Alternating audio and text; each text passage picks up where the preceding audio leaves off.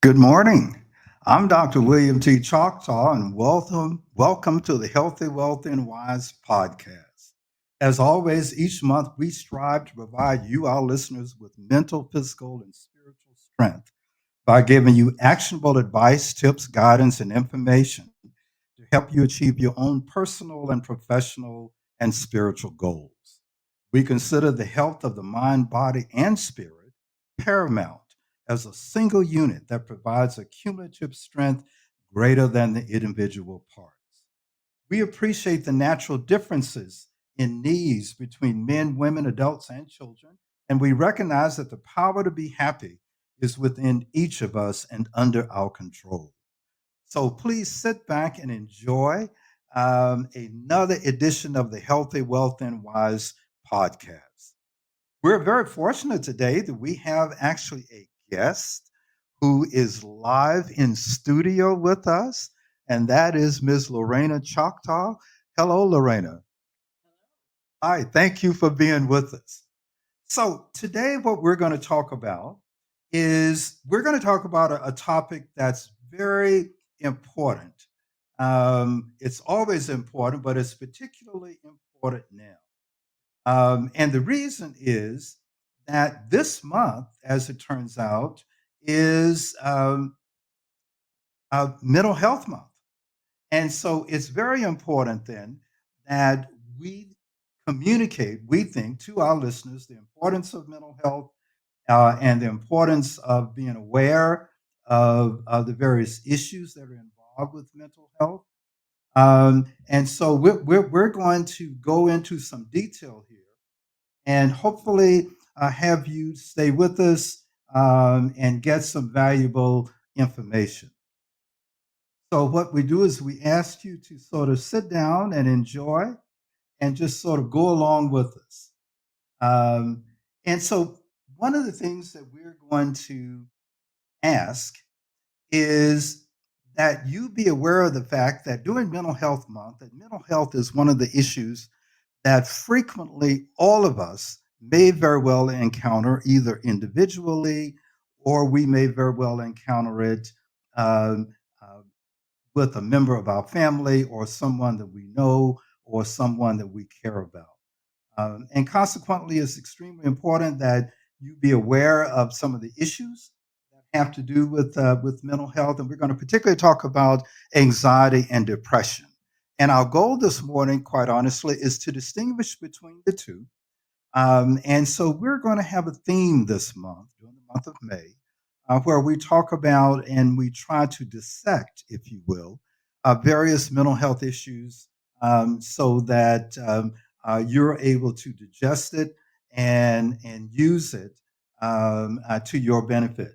As always, we like to start off with our beliefs. I believe that life is about being of service to others. I believe knowledge is power.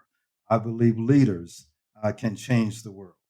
And one of the things that we hope that with the information that we're able to share with you this morning, that you will use this information, that it not only will inform you, but it will help to educate you. My definition of education is the receiving of information that changes behavior. The receiving of information that changes behavior.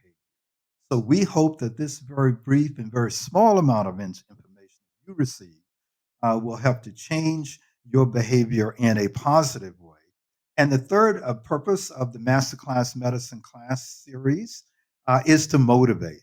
That once you learn this additional information, that you would then be able to take it and apply it in a way that will hopefully help others. Whenever we talk about anything that has to do with mental health as compared to physical health, we like to start with the brain. I love anatomy was my favorite subject in medical school, and but to be honest with you, everything starts in the brain, and that makes sense. And the part of the brain that we're most concerned about is what we call the prefrontal cortex. The way to remember that or think about it is the forehead. It's inside the forehead. So if you are looking a certain way, the first thing that's the highest, theoretically, the highest part of the body is the forehead or the head or the front and the highest and the frontal part of the body. And this is where the body through the eyes and ears and nose and everything, all the senses, observes everything that the body is engaging with. And so that's why it's so important that how we think affects how we feel affects how we act. And so our beliefs affect our thoughts affect our feelings, and our feelings affect our. But my point is that when everybody says it's in your head, they're correct. It really is in your head. And we're going to try to go through this in some brief but succinct detail to give you an idea about anxiety and, more importantly, depression. One of the things to keep in mind again is the prefrontal cortex is where our thinking and planning occurs. The emotion that we experience is in a part of the brain called the amygdala. Um, and memory is in a part of the brain called the hippocampus. If one were to take a Wordle, Woordle, and ask individuals, what do you think when we talk about anxiety? And what we're going to talk about today is the difference between anxiety and depression. And when you think about anxiety, people will come up with words like fear and nervousness and disorder and depression and negative and failure and panic. And all those things would be appropriate because even though anxiety and depression are from a medical point of view, two distinct entities or two distinct occurrences, they are related. One, because they're all a part of our thought pattern.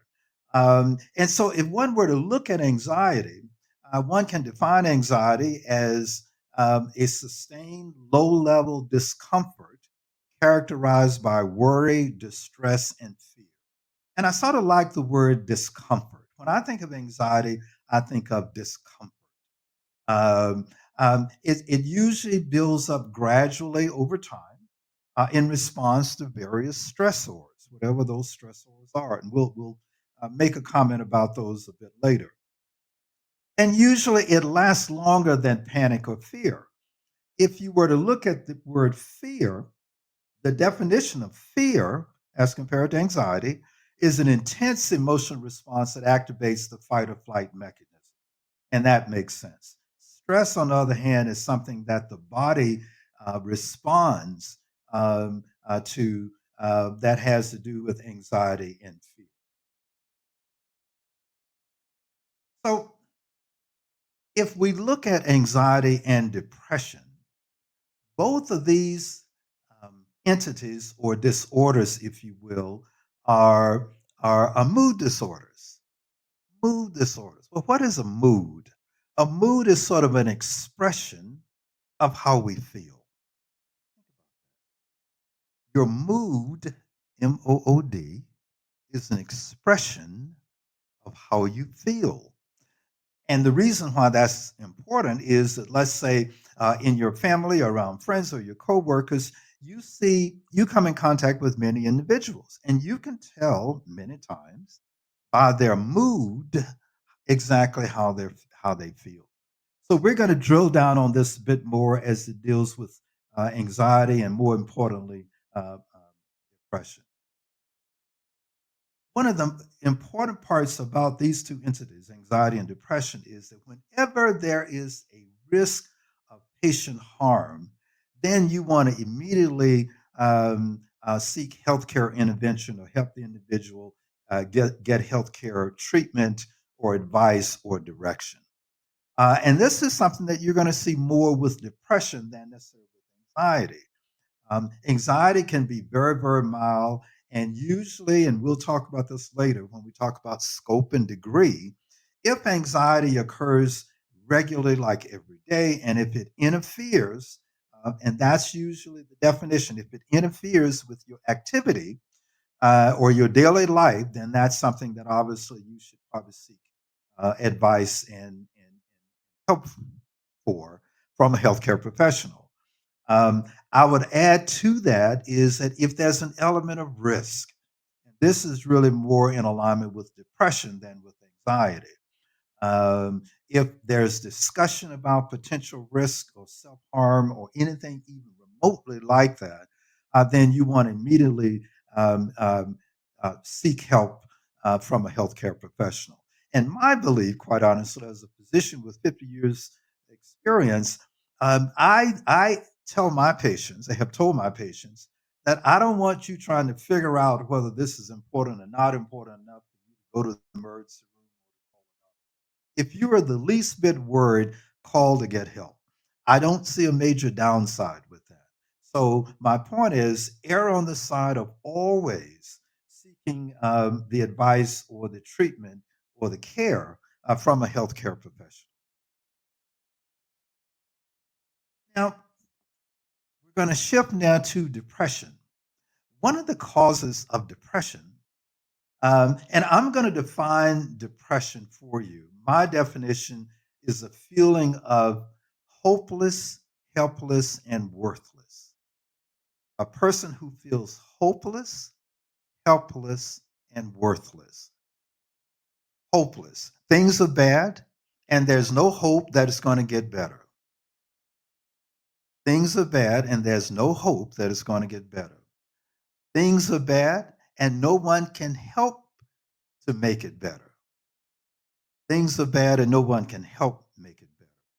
Third element that I see or that I use is things are bad, and I deserve it. Things are bad where the patient feels like, well, this is bad, but it was my fault, and I didn't do X, and I didn't do Y, and I didn't do Z. So whatever comes my way, I deserve it. Those are, in my judgment, those are serious elements that I think require healthcare intervention. So I would encourage you, if you feel that way yourself, you should call someone or go into a local emergency room or call a healthcare professional. If you know someone or maybe a member of your family, you should encourage them, if not take them, to get help from a healthcare professional. So that's one big distinction between anxiety, which may be me feeling uncomfortable, and depression, where I may feel hopeless, helpless. So, some other symptoms and signs of individuals who have depression or may have depression is that all of a sudden they've lost interest in activities they once enjoyed. That could be going to a particular restaurant, that could be doing a particular activity, sport activity, or arts and crafts, anything. But they no longer have interest in that. Another symptom is their appetite may very well change. They eat less, or they may eat more, but the appetite has significantly changed. Another very obvious sign is disrupted sleep patterns. And repeatedly, one of the things that we have learned is that sleep is extraordinarily important in terms of our health, both mentally, physically, and spiritually. Um, Individuals who have depressive symptoms may have difficulty concentrating normally. They have difficulty thinking clearly. They may get confused more than they usually would. And their symptoms may persist over a number of days. Now, there are some healthcare professionals who have suggested, well, if it happens for 2 weeks every day, then seek help. I respectfully disagree with that. I don't think you need to wait 2 weeks. If you're worried, seek help from someone, or if a loved one of yours, a colleague of yours, is demonstrating some of those symptoms, I would encourage you to seek help for that person. Depression may be caused by an imbalance of neurotransmitters in the brain. And let me explain that. One of the ways the brain operates is there are billions with a B of neurons, and they communicate with each other by transmitting electrical types of signals. I know it sounds extraordinary, but I continue to be one of those people who believe that the body is the ultimate machine that man will never equal. But the brain is just extraordinary, and so the belief is one belief is that individuals who have depression or who may even have severe anxiety, that there is an imbalance, if you will, of some of those neurotransmitters. And they do, and then the brain neurons do this electrically. There are also hormones that add to or augment this activity to make sure that it happens the way it should. And so part of the treatment then one might appreciate is medication that can modify the activity of the chemicals used by these neurotransmitters in the brain. I know it sounds a little complicated, but my point is the medication works, and this is one of the reasons why medication give you may give you may very well be effective. The other element that is important for you to understand is that sometimes things like depression and other types of mental maladies, if you will, could very well be inherited. Could very well be inherited. So my point is, it's not your fault. If you're starting to feel a certain way, et cetera, it's not anything necessarily that you've done, or you're not a bad person. You may very well have inherited this from some member in your family who you may or may not know. So please keep that in mind. So please don't beat yourself up if all of a sudden things aren't going the way you thought they should go. Get help from a healthcare professional, and there's a very good chance that these problems can be mitigated for you. So one of the obviously, as I mentioned before, one of the main concerns, um, more so with depression, is any type of thought of self harm. Any type of thought. And let me say that this transcends age and race and whether you're male or female, doesn't matter. We all have it, and we can all experience it in one form or another. And so, certainly, even if someone is jokingly saying any type of communication about self harm, take it seriously and move quickly as possible to get that person help, because that may very well be a cry for help. It just may be done in a very unique way. And please remember that there's treatment for this. Um, Hundreds and thousands of people are treated every single day for their mental maladies, whether it's anxiety, whether it's depression, whether it's something else. And certainly, if you're experiencing this, you too can get that help. And again, if you know of someone or you suspect someone, then try to do your best to help them to get the help and the support they need so that they can be well and thrive. There are many different services that are available. Certainly, your local hospitals can provide these services. If you have access to a computer, and before you say you do not, my follow up question is: do you have a cell phone? Because if you have a cell phone, indeed, you have a portable computer in your cell phone. But certainly put in, I am not feeling well, or I need help, or I'm thinking about X, or I feel depressed. And there'll be a list of potential services close to you that you may very well be able to access. Talk to a friend and say, I need help if you can do that. But certainly reach out as quickly and as positively as you can. So, in summary, what we've done very briefly is we've gone over anxiety and depression, and we've tried to demonstrate the difference between the two, but also show some of the similarities between the two. One of the most challenging parts of healthcare is not really physical medicine; it's um, one, because many times mental ailments are very difficult to understand or to appreciate, both in terms of the healthcare professionals and in terms of the lay public. If I cut my arm and I'm bleeding and I walk into the emergency room, it's very clear what my problem is and what the remedy might be. On the other hand, if I walk into the emergency room and I say, well, I just don't feel well, that may be more difficult for me to get the care that I want. So please be willing to go that extra mile. Remember scope and degree, and this is particularly true with anxiety. Certainly, you may be afraid of black cats if they cross your path, but you may not see that many black cats. So that anxiety may not be a problem for you. But on the other hand, if that anxiety interferes with your ability to function, for whatever reason, we call that scope and degree. And you may very well need to seek some help from a healthcare professional. Um, Depression, as we said, is hopeless, helpless, and worthless. If you see someone whose mood is shifted, please be cognizant of that, and please be concerned enough or a friend enough to try to get that person help. Um, Life is about being of service to others, and this gives all of us an example to use our ability to provide that help and service. As I always like to say, I encourage you to always look up subjects that we discuss in our podcast. Some of the resources that I use that you're certainly welcome to use, and others, I use Yale Health, Kaiser Permanente, uh, Harvard Health, the Mayo Clinic. Um, these are all very, very reputable organizations, and there are many others that you can certainly go to and just type in depression or type in anxiety or whatever, and get additional information for your own benefit or maybe to help a colleague, friend, or family member. We do these podcasts every single week, and we encourage you to look for us.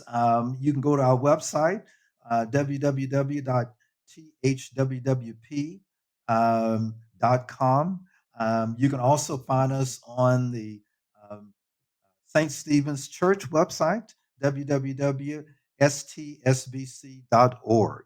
And I would encourage you to do that. Thank you so much for spending your valuable time with us.